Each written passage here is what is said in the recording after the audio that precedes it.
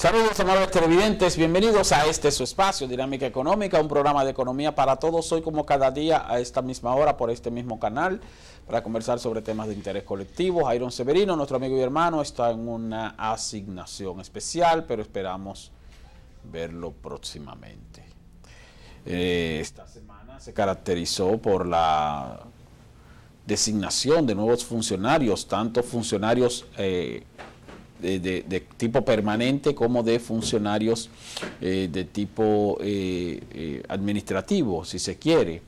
Y es el hecho de que ustedes saben que el presidente Danilo Medina encabeza el Consejo Nacional de la Magistratura y fueron designados 5 nuevos jueces del Tribunal Superior Electoral con sus respectivos suplentes. La sustitución fue completa. No hubo ratificación de ninguno de los miembros de ese tribunal y también se hizo lo mismo, o no lo mismo, sino que también hubo la designación de 4 jueces de la Suprema Corte de Justicia que estaban pendientes de sustitución. Y se hará lo propio el próximo año con el Tribunal Constitucional. Eso a cargo del Consejo Nacional de la Magistratura. Luego está el caso de las designaciones que hizo el presidente en este día, a través de la emisión de decretos ya de manera administrativa. Designó un nuevo embajador en Perú, un nuevo embajador en India, en la India. Bueno, ahí fue designado Eduardo Quincoses, quien fuera superintendente de electricidad, ahora fue enviado como embajador en la India, y también a Donaida Medina, que ha estado trabajando en servicios diplomáticos desde hace ya más de una década. O no, más de una década, no, desde hace 2 décadas, desde hace 20 años, incluso desde el primer gobierno de Leonel Fernández, acaba de ser designada embajadora dominicana en Paraguay. Pero también el presidente de la República designó como miembro del Consejo de Administración de la Corporación Dominicana de Empresas Eléctricas Estatales a el abogado Virgilio Bello Rosa. Virgilio Bello Rosa es un dirigente tradicional, un dirigente de los viejos robles del Partido Revolucionario Dominicano.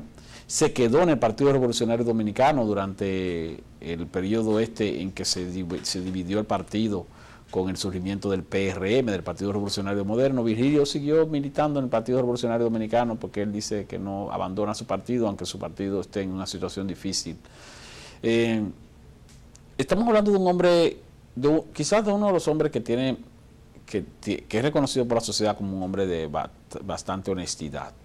Él fue Procurador General de la República durante el primer gobierno de Hipólito Mejía, y recordamos que renunció de esa posición de Procuraduría, procurador, sí, fue procurador, y renunció de la posición de esa posición durante el gobierno de Hipólito Mejía, porque no estaba de acuerdo con algunas situaciones que se estaban dando en el ámbito judicial, y se mantuvo, como siempre, en su partido, y luego ha enfrentado serias dificultades de salud, y actualmente, bueno, ha aceptado el cargo de miembro del Consejo de Administración de la Corporación Dominicana de Empresas Eléctricas Estatales. Virgilio Bello Rosa es un abogado muy reputado, uno de los mejores abogados de este país, aunque ha estado en bajo perfil por lo que les he manifestado. Va a sustituir en el Consejo de Administración de la CDE al señor Tony Rivera, que renunció de acuerdo con lo que indica el decreto que fue emitido para tales fines. Así que ya ustedes saben, ha habido entonces algunos cambios en términos administrativos por parte del presidente de la República, quien también nombró un nuevo titular en la Dirección de Desarrollo Fronterizo de la República Dominicana. Pero quería hacer una reflexión breve sobre la situación que se ha dado con los miembros de instituciones importantes que han sido sustituidos y hasta cierto punto han salido no bien parados de sus posiciones, a pesar de que hay muchas opiniones encontradas en el sentido de si hicieron o no una buena labor, pero sin embargo fueron servidores del Estado. Y aunque se van con sus pensiones, porque salen pensionados, pero como quiera, uno se pone a observar, por ejemplo, el caso de la Junta Central Electoral. Roberto Rosario como presidente y otros miembros que fueron sustituidos, pero que entonces salieron de la Junta Central Electoral hasta cierto punto con el descrédito de una supuesta gestión deficiente, poco objetiva o poco agradable para la mayoría de los dirigentes o miembros de la oposición política, más que del gobierno. Entonces uno ve que, bueno, Roberto Rosario se va pensionado con una buena, tal vez con unos buenos ahorros acumulados en términos económicos, pero sin embargo en términos sociales no está bien visto por una parte importante de la sociedad. Y uno a veces dice, óyeme, pero el Estado debería también tratar de mantener la vigencia de ese tipo de personas que fueron a servirle al Estado a través de una institución, independientemente de cómo lo hayan hecho. Claro, tomando en cuenta que no hayan incurrido en actos de corrupción, porque ya ese es otro tema. Pero ir como servidor público a una institución a veces implica sacrificios y a veces el Estado no compensa ese sacrificio. Y ese pudiera ser el caso. O el caso de los actuales miembros, de los miembros salientes del Tribunal Superior Electoral, los jueces. Vemos a un Mariano Rodríguez, presidente del Tribunal Superior Electoral, que bueno, ha sido sustituido. Y los demás miembros también. Pero también uno analiza y dice, ven acá, ¿cómo entró Mariano Rodríguez hace 6 años a presidir el Tribunal Superior Electoral y cómo sale en términos económicos, en términos de posicionamiento, tal vez de su salud y de su reputación como tal? Y lo ideal es que cuando uno pasa por el Estado como servidor público sale, que uno se vaya con la satisfacción del deber cumplido y con la gratitud tal vez de la sociedad por el sacrificio que usted hizo para servirle al Estado. Y el Estado como tal, además de compensarlo con una pensión, también pudiera compensarlo con alguna otra posición, tal vez en términos diplomáticos. Generalmente los jueces o los titulares de tribunales u órganos electorales tienen mucho vínculo con la diplomacia internacional y entonces adquieren mucho conocimiento en materia de diplomacia y pueden ser buenos diplomáticos. O es el caso, por ejemplo, y voy a mencionar el nombre, el presidente de la Suprema Corte de Justicia, Mariano Germán, abogado, miembro del Partido de la Liberación Dominicana. Creo que su gestión como presidente de la Suprema ha sido pobre. Creo que no ha sido una gestión brillante, no ha sido una gestión eficiente desde el punto de vista de la eficiencia, pero estamos hablando de un hombre que salió o dejó sus actividades del sector privado para dedicarse a la ardua y difícil labor de presidir la Suprema Corte de Justicia. En ese interín, bueno, tiene el prestigio de que va a pasar a la historia como un presidente de la Suprema Corte de Justicia, con una posición importante. Pero créanme que Mariano Germán está perdiendo dinero desde que asumió esa posición. Porque Mariano Germán le iba muy bien, excelentemente bien, incluso demasiado bien, como abogado en sus actividades privadas, en su oficina de abogados, tanto para servicio de instituciones privadas como para servicio de instituciones del Estado. Y le iba muy bien, créanme que le iba muy bien. Y ahora, sin embargo, está viviendo de un salario en la Suprema Corte de Justicia y ha tenido que limitar sus actividades privadas como abogado para no entrar en conflicto de intereses, porque estamos hablando de una persona que se le conoce como una persona honesta. Ya de ahí en adelante, observando los escándalos que ha habido con ciertos jueces, uno no sabe, pero se le conoce como una persona honesta. Por lo tanto, cuando Mariano Germán salga del gobierno, del Estado, de su función como presidente de la Suprema, es posible, no que sea más pobre que como era antes, pero sí que sea menos rico que como pudiera ser si hubiera seguido con sus actividades privadas en lugar de dedicarse a la Suprema Corte de Justicia. Y es el caso del presidente anterior de la Suprema Corte de Justicia, el señor, mira, ahora me traicionó la memoria con el nombre del expresidente de la Suprema Corte de Justicia. ¿Qué pasa con él? Bueno, duró 13 años, 14 años como presidente de la Suprema y fueron 13 años que él no se dedicó a sus actividades privadas como presidente, como abogado. Entonces, al no dedicarse a sus actividades privadas como abogado, usted puede estar seguro que en ese periodo, él en vez de acumular fortuna, lo que hizo fue que dejó de acumular fortuna. Sin embargo, sale de la posición, luego de haberle servido al Estado, bien o mal, y la sociedad o el Estado no le retribuye ese sacrificio. Y que tal vez no hay que retribuírselo en términos económicos, pero sí en términos sociales, en términos de respeto de la sociedad o de reivindicación del Estado a esa persona que dedicó parte de su vida y sacrificó parte de su patrimonio o de su potencial patrimonial para servirle al Estado a través de una institución pública. Y ese, señores, es el caso de mucha gente.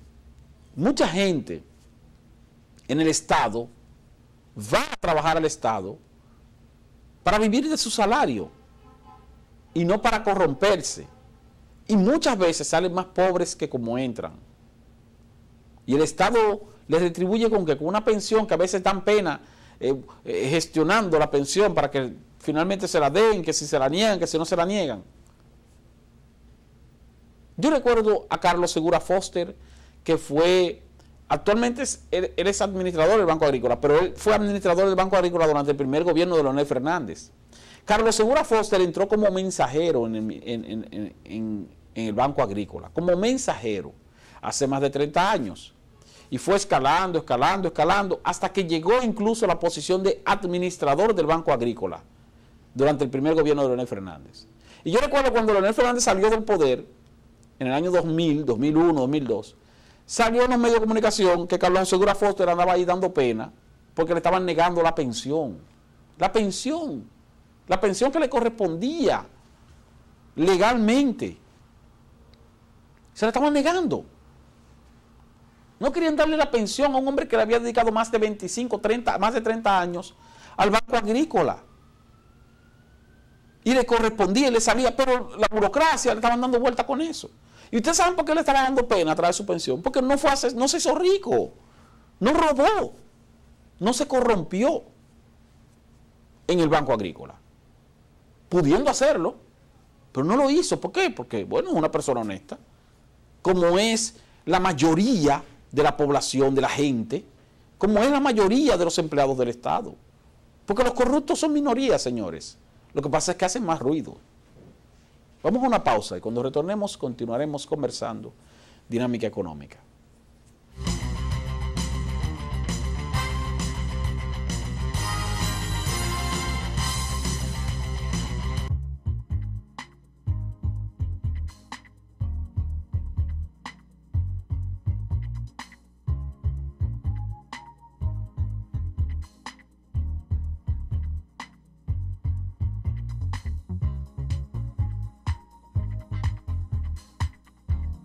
Te encantará lo que puedes hacer en la nueva popularenlinea.com.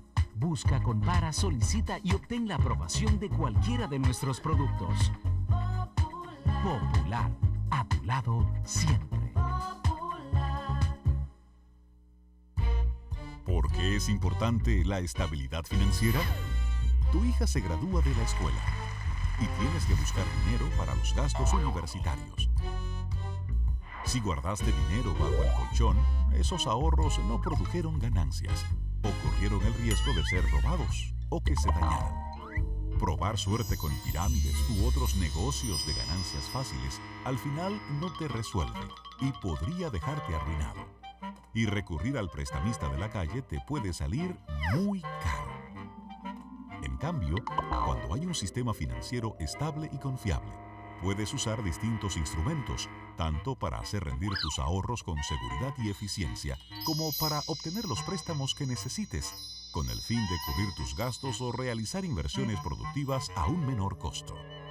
Esto es justo lo que procuramos en el Banco Central. Proponemos a la Junta Monetaria las normativas y reglamentos para un funcionamiento eficiente y seguro del sistema financiero dominicano, cuidando que las entidades protejan tus ahorros, manteniendo adecuados altos niveles de capital y de liquidez y concediendo préstamos recuperables para que puedan financiar la economía, sirviéndote a ti y a la sociedad. Porque en un sistema financiero sano, solvente y estable, puedes convertir tus sueños de hoy en tus logros del mañana. Campaña de Educación Económica y Financiera del Banco Central de la República Dominicana. Por la estabilidad y el crecimiento.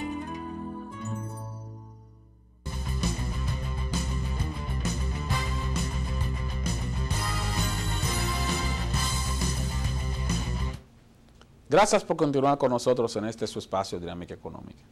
Hablaba de las personas que le dedican la vida a veces a instituciones del Estado y de repente salen mal parados, como se dice.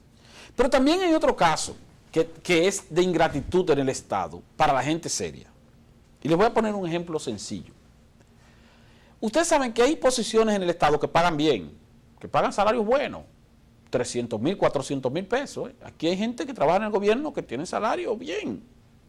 Entonces, supóngase usted que a un ciudadano profesional que es allegado al presidente de turno o al partido de turno, lo nombra el presidente de la República a una posición. ¿Qué sé yo? En una dirección general, una posición donde el salario son, qué sé yo, 300,000 pesos más incentivos. ¿Qué ocurre? Que el tipo de repente dice, bueno, el tipo tal vez tiene casa propia, tal vez tiene un vehículo más o menos, y él agarra y dice, hace su declaración jurada, una declaración jurada de, qué sé yo, 7, 8 millones de pesos, porque tiene una casa de 4 millones, o de 5, tiene una jipeta de 500, 400,000 pesos, tal vez usada, lo que sea. Pero el asunto es que el tipo declaró 7 millones de pesos, por poner un ejemplo. Llegó al gobierno de manera honesta, declara 7 millones de pesos y se faja a trabajar y a ganar un salario de 300,000 pesos limpios más incentivos. Por lo tanto, como tiene incentivo, chofer, cosas, tiene un ahorro. Tiene un ahorro porque entonces ahora chofer, ahora combustible, porque como quiera el Estado le paga el combustible, porque es una posición buena. Tal vez le pagan gastos de representación, que eso también implica un ahorro. Entonces vamos a suponer que el tipo diga, bueno, yo voy a ahorrar todos los meses. Como estoy ganando 300,000 pesos más incentivos, y yo me puedo mantener con 100,000 pesos mensual o con 120,000 pesos mensual, normal, con eso se puede mantener una persona de clase media alta perfectamente, si tiene casa propia. Y dice, bueno, de mi salario yo voy a ahorrar 150,000 pesos mensuales, limpio. Ahorro. ¿Por qué? Porque como gano 300, yo me voy a manejar con 150 y voy a guardar otros 150. Y el tipo sigue trabajando. 1 año, 2 años, 3 años, 4 años que dura el periodo de gobierno. Terminó el periodo de gobierno y el tipo en 48 meses, que tiene los 4 años, ahorró 150,000 pesos mensual y acumuló 7,200,000 pesos. Solamente de ahorro de una parte de su salario, sin cogerse un chele, sin coger comisiones, sin robar, sin cobrar dietas ilegales, sin marrulla, sin soborno, sin nada. Una persona que fue y duró 4 años trabajando, sacrificada, entregada a su labor, pero en una posición buena del Estado. Cuando sale de ahí, como había declarado 7 millones de pesos cuando llegó, y acumuló solamente en ahorro, sin incluir otro tipo de actividades que pudiera tener en términos privados, solamente en ahorro acumuló 7,200,000, sale honestamente y declara nueva vez, hace su declaración al salir del gobierno y dice que su declaración, que ahora tiene, antes tenía 7 millones, ahora tiene 14,2 millones. O sea, que su patrimonio en esos 4 años se duplicó. De repente salen los medios de comunicación que fulano de tal, quien estuvo en el gobierno pasado, aumentó su patrimonio en un 100%. Dice, ¿cómo? Se duplicó su patrimonio. Pero este tipo estaba robando. Y de repente sale desacreditado. Y cuando tú analizas y ves, tú dices, pero ven acá. El tipo tenía 7 millones y ahora tiene 14. Bueno, pero eso es el doble, ¿verdad? Eso es el doble, pero eso no es una cosa que implique que esa persona estaba robando. duplicó su patrimonio porque tenía un patrimonio pequeño y logró ahorrar por la bonanza de la coyuntura de un salario bueno y ahorró el equivalente a su patrimonio cuando entró. Pero un tipo honesto, que no la cogió un chero a nadie, pero ya la gente lo está mirando como que el tipo posiblemente robó. Porque dicen los medios de comunicación, cuando revisaron su declaración jurada, que el hombre duplicó su fortuna. Y lo que hizo fue que decidió ahorrar de su salario, ganado honestamente, alto, como te da que es un salario alto. Bueno, pero vamos a decir que es el salario que paga la posición. Y como les dije, aquí hay muchísima gente que gana en el Estado 400,000, 350,000 pesos, como que nada de nada, ¿eh? Y si usted calcula que una persona se puede mantener más o menos con 100,000 pesos, $2,000, $2,500, pues entonces de repente dice, bueno, voy a ahorrar 100, 150 y hasta más. Imagínese usted, porque hay posiciones que pagan ese salario. Usted tiene aquí funcionarios de determinados estamentos gubernamentales que ganan 700,000 pesos. 700,000, 800,000 pesos. Entonces imagínese usted con un salario de 700,000 pesos, que usted diga, bueno, yo me voy a mover con 200,000 y voy a guardar los otros 500,000 mensual. En 4 años, 500,000 pesos limpios mensual. Aparte de los intereses que vaya a ganar eso. Usted en 4 años, entonces usted junta fácilmente 24, 25 millones de pesos. Nada más ahorrando parte de su salario, sin coger un chele. Pero usted puede salir desacreditado del gobierno. Ahora que acumula 200, 300, 400 millones de dólares, como hay algunos exfuncionarios aquí, ese no sale desacreditado. Y si sale desacreditado, tiene con qué pagar el descrédito. Pero el que sale desacreditado sin haber hecho nada, sin haber cogido nada, sin haber robado, sin haber y sin capacidad para repartir y para comprar opiniones, entonces ese se embromó. Y ese es el honesto. Y ese es el serio. Pero ese es el que corre riesgo de salir desacreditado, sin la posibilidad de revertir eso, más que con la bondad de algunos hacedores de opinión pública que tal vez lo conozcan y tengan la decencia de hablar bien de ellos, reconociendo su honestidad a cambio de nada, simplemente a cambio de la justicia, de ser justos. Eso ocurre en este país también, con servidores públicos. Porque como les dije anteriormente, señores, aquí en este país hay alrededor de 650,000 empleados del Estado, entre empleados del sector público sectorizado, más el sector público no sectorizado, centralizado, más el sector público no centralizado, como son los ayuntamientos, los organismos autónomos, la UAS, el propio Poder Judicial, el Poder Legislativo, esos son autónomos, organismos autónomos. Y los organismos centralizados, como son los ministerios. Por todo aquí hay 650,000 empleados, más o menos, del sector público. Usted dirá, todo el que está en el Estado está robando. Todo el que está en el Estado está corrompido. Si fuera así, entonces estaríamos hablando de que un 10% de la población está corrompida. Y no es así, señores. Lo que te indica eso es que es una minoría muy mínima la que se corrompe en el Estado. Ahora esa minoría muy mínima se corrompe tanto que lacera de manera exagerada, si se quiere, el erario público, lamentablemente. Vamos a una pausa, volvemos en breve. Dinámica Económica.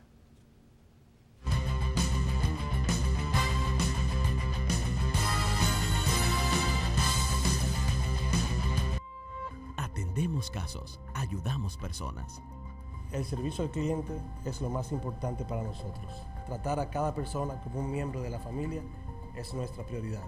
Brindar las mejores atenciones es nuestra misión. Yo fui víctima de un fraude electrónico vía internet. Pude ir al banco del cual me fue sustraído el dinero a tratar de que me dieran auxilio. Llegué a ProUsuarios, hice la reclamación formal y para mi sorpresa, la superintendencia resuelve que el banco me devuelva mi dinero, ya tú sabes. Sentí en ProUsuarios un equipo dispuesto a darme servicio. Así me sentí en ProUsuarios. Superintendencia de Bancos de la República Dominicana. Cuentas con nosotros.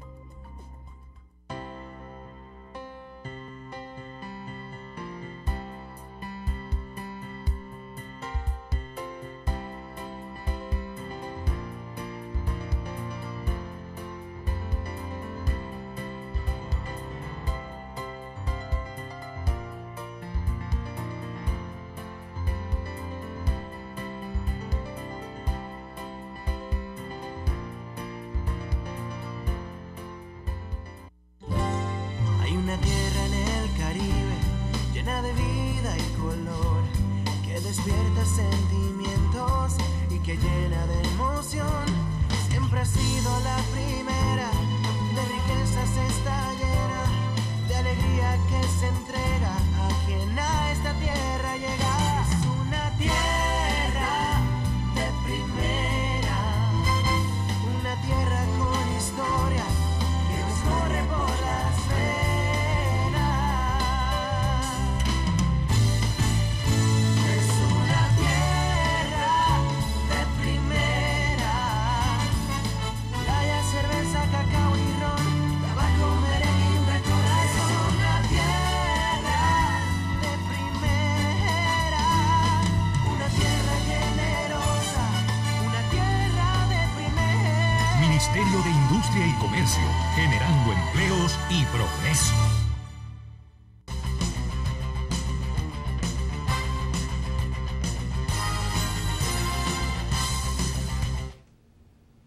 Señores, los precios de los combustibles van a aumentar.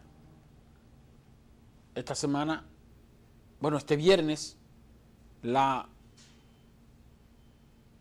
Bolsa de Nueva York informó que el precio del petróleo de Texas, del oeste de Texas, que es el de referencia para Nueva York y la República Dominicana también, bajó 2.46% al cierre de la sesión y terminó en $45.77 el barril. 45.77 el barril. Pero el Ministerio de Industria y Comercio informó que a partir de la medianoche de este viernes los precios de los combustibles van a variar. Todos los combustibles, con excepción del gas natural, que no es un derivado del petróleo, subirán entre 2 y 3 pesos con 50 centavos por galón para la semana del 22 al 28 de julio. Así lo informó el Ministerio de Industria y Comercio y MIPYMES, una resolución en la cual informa que la gasolina premium pasará a costar 208,30 el galón y la gasolina regular 195,20 el galón. Ambos tipos de combustible suben 2 pesos en su precio por galón. El gasoil regular costará 145 pesos, mientras que el gasoil óptimo costará 157,60. El gasoil regular sube 3 pesos y el gasoil óptimo sube 2 pesos con 50 centavos. Asimismo, el gas licuado de petróleo que utilizan las amas de casa, que también utilizan los choferes de carros públicos y también muchos conductores del sector privado que le ponen gas a sus vehículos, va a costar 101 pesos, sube 2 pesos el precio por galón. El Aftur, que es el combustible que se utiliza para los aviones, se venderá a 108,90 por galón con un incremento de 3 pesos con 50 centavos, mientras que el querosén subió a 133 pesos y el full oil, que es el combustible que se utiliza para la generación de electricidad, subió a 96,5. Ambos combustibles, tanto el querosén como el full oil, aumentan 3 pesos por galón. Dice aquí que la tasa de cambio promedio utilizada por el Ministerio de Industria y Comercio para calcular los precios de los combustibles durante esta semana fue de 47 pesos con 56 centavos por dólar. 47,56. El dólar está ya coqueteando los 47,60, se está acercando. Ojalá que vaya lento, porque entonces cuando uno vaya a hacer transacciones en dólares no tener la dificultad de que aumente más de la cuenta. Pero así las cosas, señores. Ese es el país que tenemos y así va nuestra economía, que a propósito Moody's, la calificadora de riesgo, fue Moody's, déjame ver si fue Moody's, para estar más seguro, porque ustedes saben que no se puede estar informando, como se dice, de manera ligera, apresurada. La calificadora de riesgo de internacional, déjame ver.